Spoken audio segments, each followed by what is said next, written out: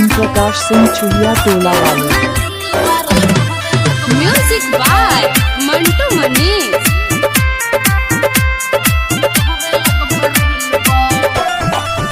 हमारा तू पीछे पीछे काहे बाड़यावत नहीं की पटत तब बाहर डीजे ओम प्रकाश सिंह चुहिया टोला वाले।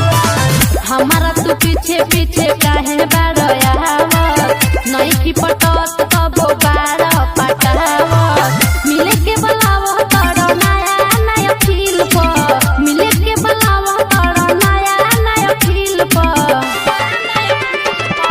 ना दे हम दिल वारल कहते बरिल पर दे हम ना दिल वारल कहरे लगबो रहिल पर।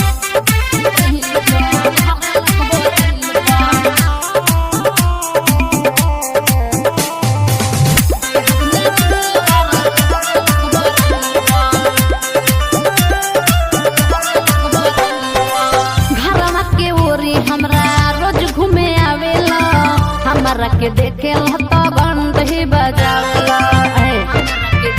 डीजे ओम प्रकाश सिंह चुहिया टोला वाले। घरवा के ओरी हमरा रोज घूमे आवेला हमरा के देखेला तो घंट ही बजावेला। हाथ नहीं लागे दे जवानी के सील पर हाथ नहीं लागे दे जवानी के सील पर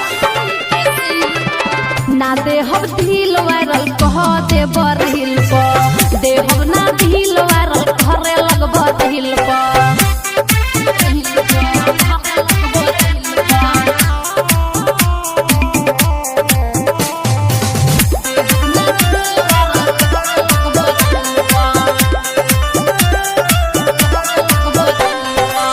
संजय सजनवा राउर नियत बाबाउर एक बेर कही बहुत कहब तू आउर। डीजे ओम प्रकाश सिंह चुहिया टोला वाले। संजय सजनवा राउर आदत बाबाउर एक बार कही बहुत कहब तू आउर। हमके बुलाव तोरो नया महफिल पर सपना सजौले बारो नया महफिल पर ना दे हम दिल वायरल कह दे बरहिल पर दे हम ना दिल वायरल कहरे लगबो रहिल पर।